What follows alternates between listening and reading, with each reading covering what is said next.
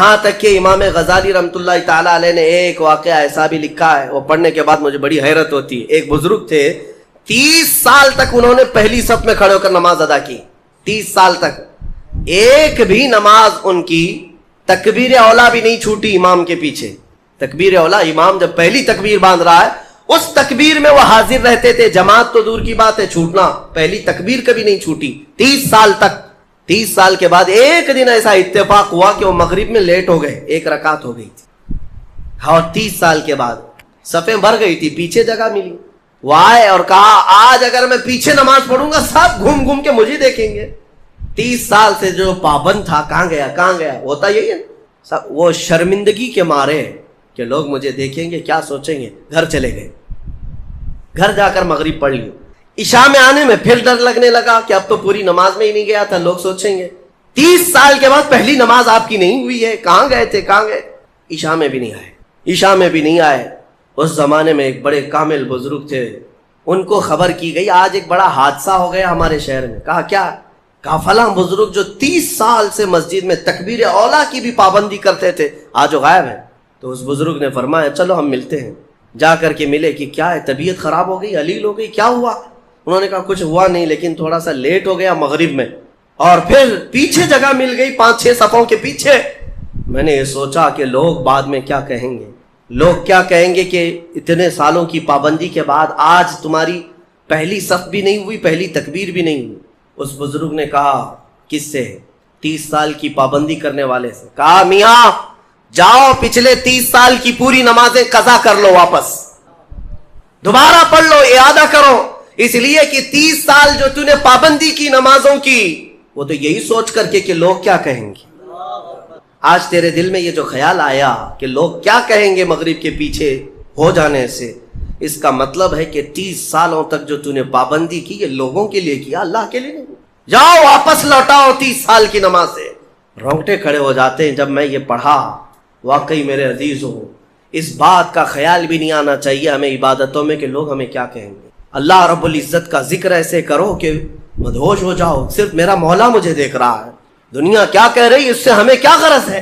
آج یہی بیماری نے بہت ساری عبادتوں میں ہمارے خلل ڈال رکھا ہے، خلل ڈال رکھا ہے۔ تمہارے سنتوں سے دور ہونے کا ایک بڑا سبب بھی یہی ہے کہ لوگ کیا کہیں گے۔ یہ کبھی نہیں سوچتے کہ قبر میں جاؤں گا تو مصطفیٰ کیا کہیں گے، میرے آقا صلی اللہ تعالیٰ علیہ وسلم دیکھیں گے تو کیا کہیں گے، یہ کیوں خیال نہیں آتا۔ اگر اسی حالت میں دنیا سے چلا گیا، جیسے آج آوارہ گردی میں ہوں، نشہ میں ہے، سنتوں سے دور ہے، اٹھا کر جب مجھے قبرستان لے جایا جائے گا، میرے آقا اگر دیکھیں، میرے آقا کیا کہیں گے۔ عزیزان گرام وقار، بعض بزرگوں نے فرمایا ہے کہ کچھ لوگوں سے اگر حضور ناراض ہوتے ہیں تو یہ تک پوچھتے ہیں کیا تو میرا غلام ہے؟ اگر وہ کہتا ہے یا رسول اللہ آپ کے سوا کس کا غلام ہو، تو پوچھا جائے گا کہ تیرے پاس علامت کیا ہے غلامی کی، دلیل کیا ہے۔ اس کو بھی شیخ عبدالحق محدث دہلوی رحمۃ اللہ علیہ نے ایک واقعے سے نقل کیا ہے۔ اس لیے میرے عزیزو، اعلیٰ حضرت نے جو فرمایا آج لے ان کی پناہ، آج مدد مانگ ان سے، کل نہ مانیں گے قیامت میں اگر مان گیا۔ اپنی عبادتوں میں اخلاص عطا کرو۔ آج کے زمانے میں سب سے زیادہ ضروری بھی یہ چیز ہے کہ میں یہ نہیں چاہتا کہ یہاں پر سارے لاکھوں مسلمانوں کو سڑک پر اتاروں، نہیں، اگر اخلاص والا ایک بندہ ہو تو پوری زمین کو زیر و زبر کر ڈالے گا۔ انقلاب ایک سے آتا ہے، ایک بھی کافی ہے اگر اخلاص والا ہو، ورنہ پھر کثرت سے کچھ ہونا نہیں ہے۔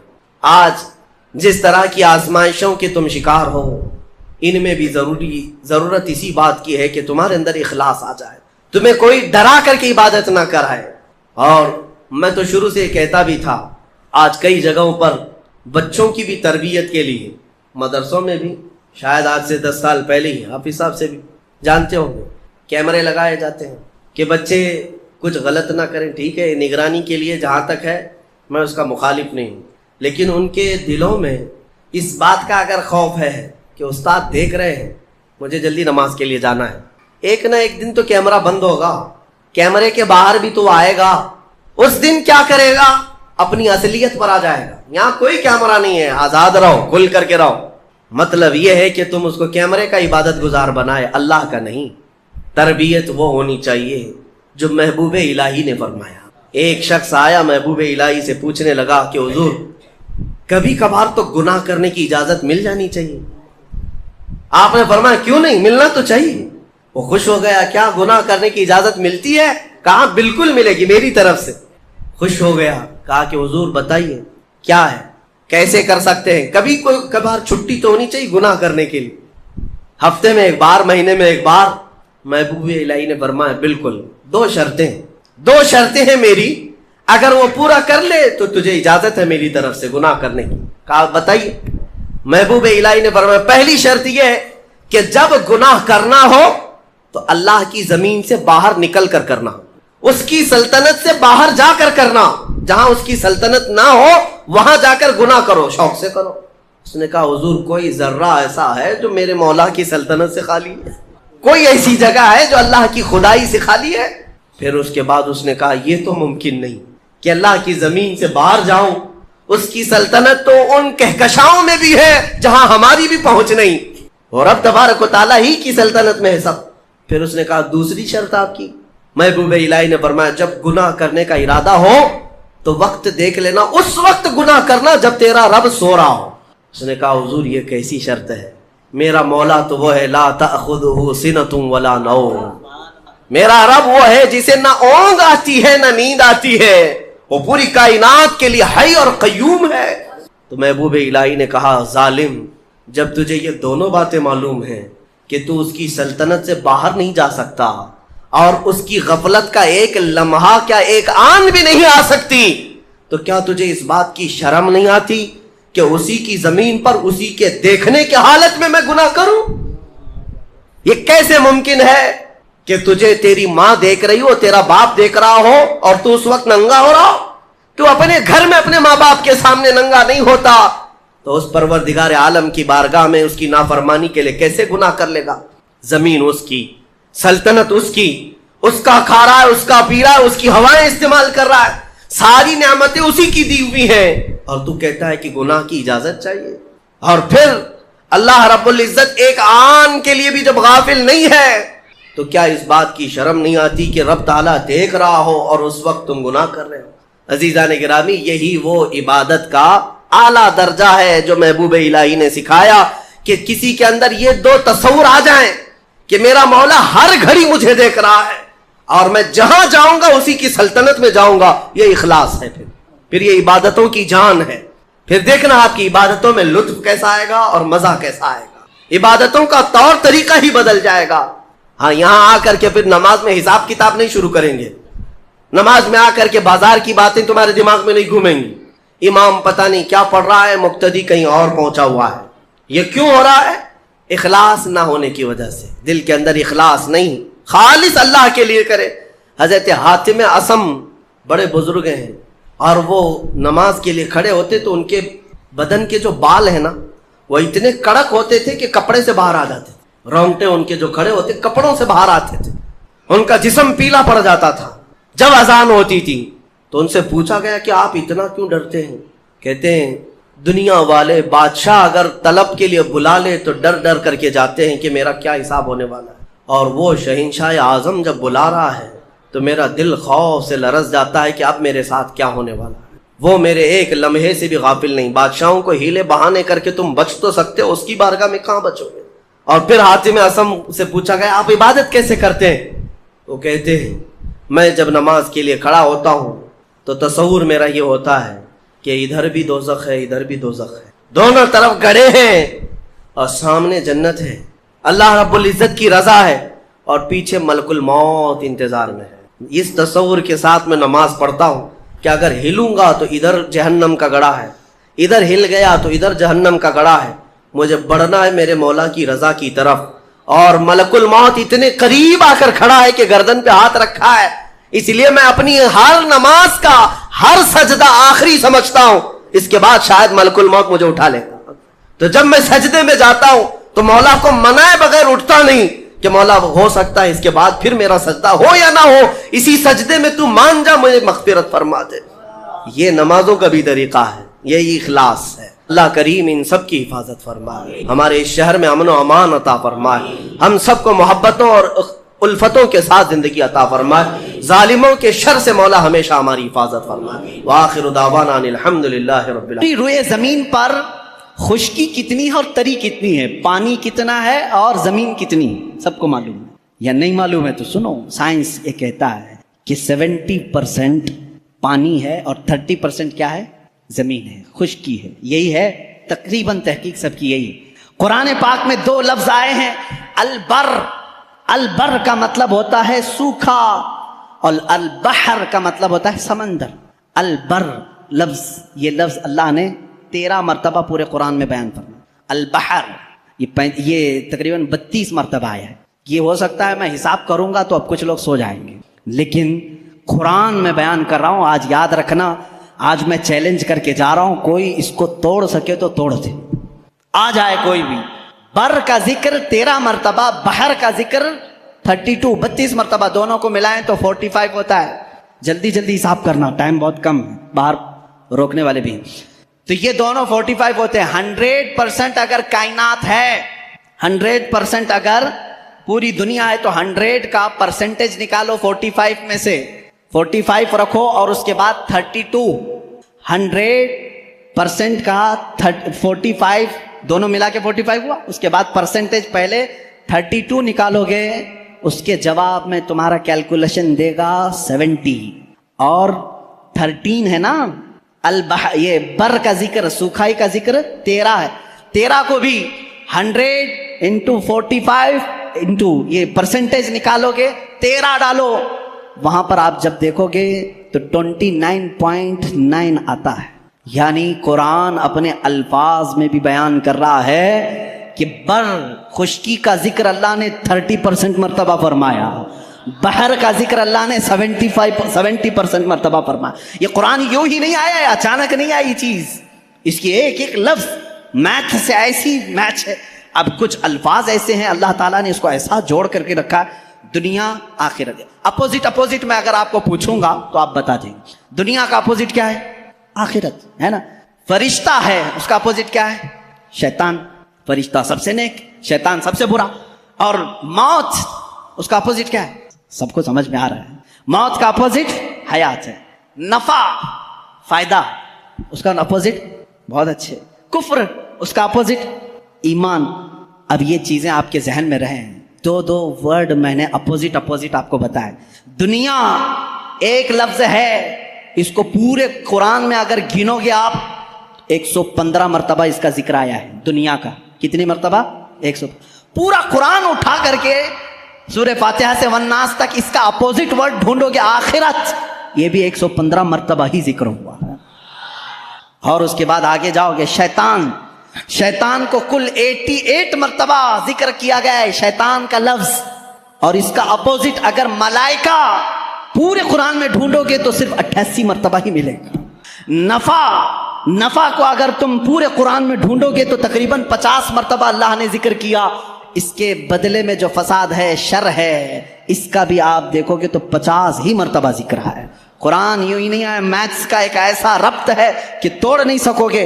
موت کا ذکر اللہ تعالیٰ نے 145 مرتبہ کیا، پھر پورے 30 پارے کھول کے دیکھو، حیات کا لفظ بھی 145 ہی بار ہے، معمولی نہیں ہے۔ اس طرح سے کفر کا لفظ، اس کا اپوزٹ کیا ہے؟ ایمان۔ کفر کا لفظ آپ پورے قرآن میں دیکھو گے 25 مرتبہ آیا، اور ایمان جگہ جگہ سے ڈھونڈ کے دیکھو گے تو ایمان بھی 25 ہی بار آیا ہے۔ اتنا ہی نہیں، آپ کو عربی کے 2 لفظ میں آپ کو بتاؤں، ایک شہر ہے، ایک یوم ہے۔ شہر ہے، یوم ہے۔ ترجمہ یاد رکھنا، شہر کس کو کہتے ہیں؟ مہینے کو۔ کس کو؟ شہر کس کو کہتے ہیں؟ مہینے۔ یوم کسے کہتے ہیں؟ دن کو۔ تقریباً یاد رہنا چاہیے، شہر مہینے کو اور یوم دن کو۔ اب آؤ قرآن میں دیکھو یہ کتنی بار یوز ہوئے ہیں۔ لفظ شہر پورے قرآن میں 12 ہی بار یوز ہوا۔ کتنے بار؟ اس کا مطلب کیا ہے؟ مہینے کتنے ہوتے ہیں؟ کبھی 13 سنا کسی بھی، کبھی 11 سنا۔ لفظ شہر پورے قرآن میں اللہ نے جہاں جہاں بھی استعمال فرمایا کتنی بار آیا ہے؟ 12 بار۔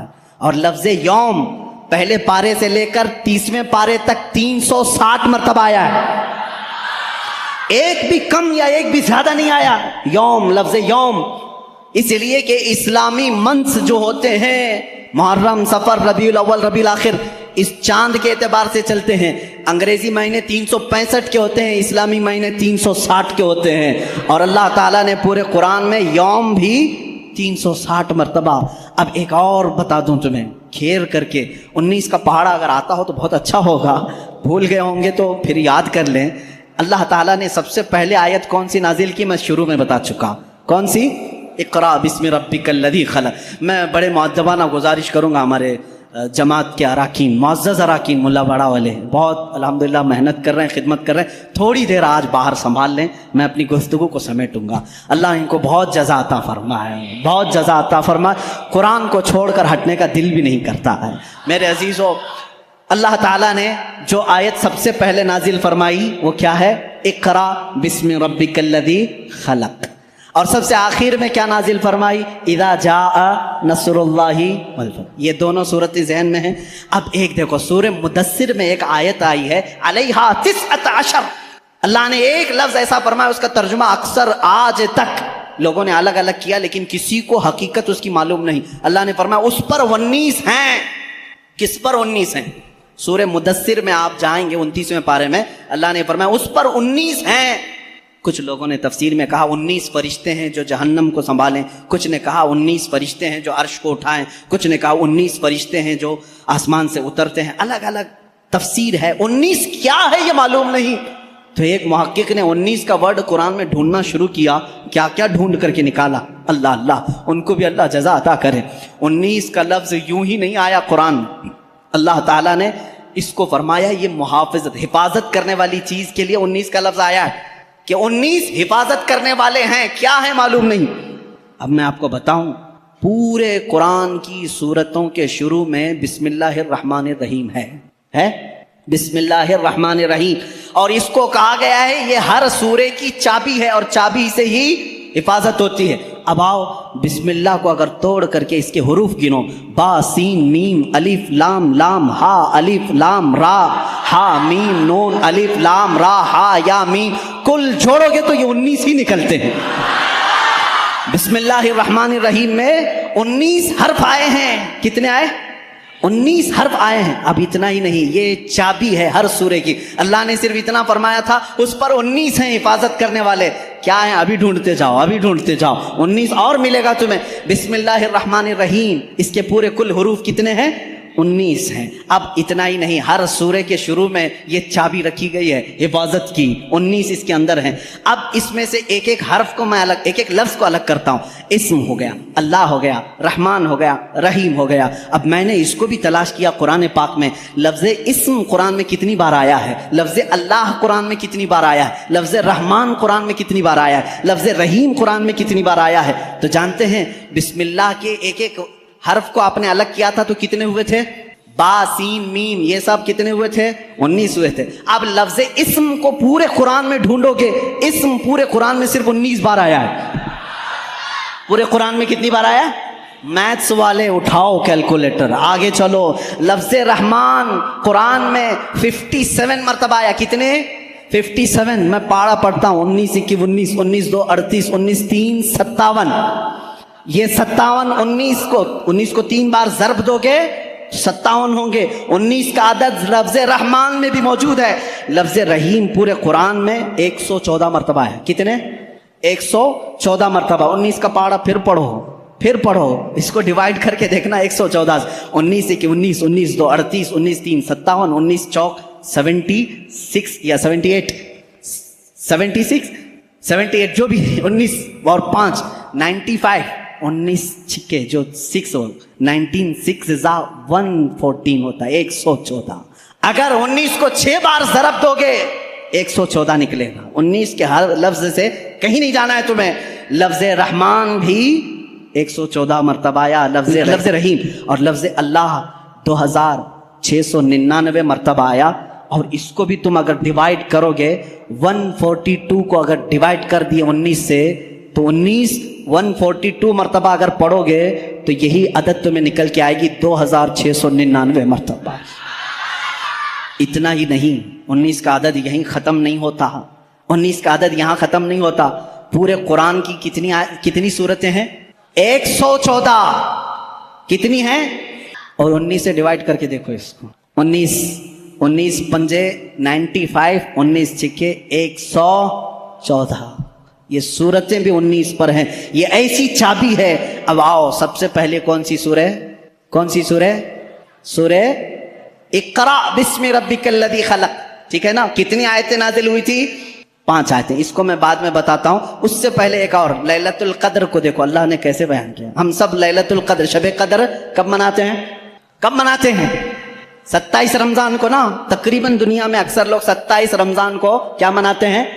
लैलतुल कद्र। अरबी में शब कद्र को क्या कहते हैं? लैलतुल कद्र। ये सूरह आई है 30वें पारे में, इन्ना अंज़लनाहु फी लैलतिल कद्र वमा अदराका मा लैलतुल कद्र लैलतुल कद्रि खैरुम मिन अल्फि शहर। उस एक सूरह में लैलतुल कद्र का वर्ड 3 बार यूज हुआ है। कितनी बार? 3 बार। ज़हन में है ना?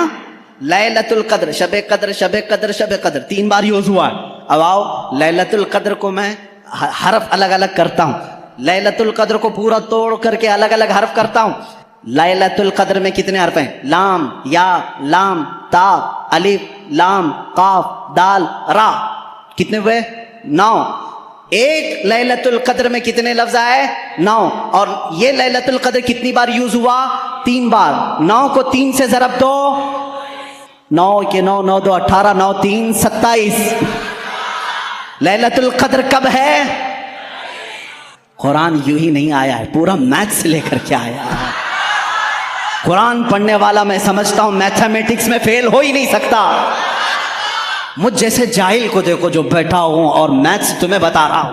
ये कुरान की बरकत है, कुरान की बरकत है। मैंने किसी यूनिवर्सिटी में मैथ्स नहीं पढ़ा, सिर्फ कुरान से पढ़ा है। अब आओ, मैं तुम्हें बताता हूं कुरान शुरू जहां नाजिल हुआ इकरा बिस्मि रब्बिकल्लज़ी खलक, और जहां खत्म हुआ इदा जाआ नसरुल्लाह। और अल्लाह ने ये 19 की चाबी दोनों में लगा रखी है। कैसे? आओ, इकरा बिस्मि रब्बिकल्लज़ी खलक को मैं पढ़ता हूं मालम यालम तक। कहां तक? मालम यालम। अपनी उंगलियों से गिनते रहना। मैं एक एक हर्फ गिनता जा रहा हूं। इकरा बिस्मि रब्बिका अल्लज़ी खलक, खलका अल इंसाना मिन अलक, इकरा व रब्बुका अल अकरम अल्लज़ी अल्लमा बिल कलम अल्लमा अल इंसाना मा लम याअलम। टोटल कितने?